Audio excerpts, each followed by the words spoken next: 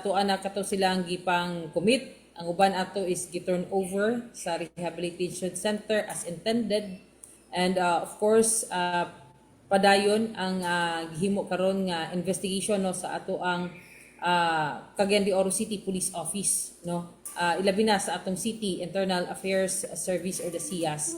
We are awaiting for the result of that investigation.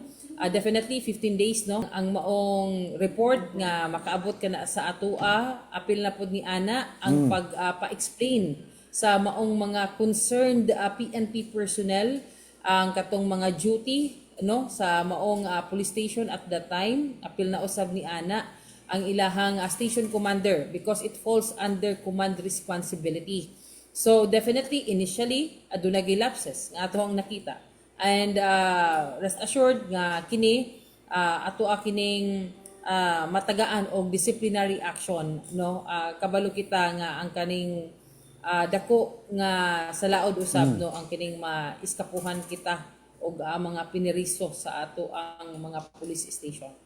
It will really based on the circumstances pod Bombo Junel no ang maong panghitabo. Definitely kabaluman kita nga ang mga administrative penalties naglangkob kana sa pinakataas, dismissal from the PNP service, adunay demotion, adunay suspension no nga mga penalty. So alantawon nato kung say mamahimo nga mahimong penalty no kung mapamatud-an nga aduna gayoy lapses based on the evidence that will be presented. Kini pod sila as part of the due process, tagaan man pod kini sila panahon pod sa pag pa-explain no sa ilahang side pod Bombo Junel.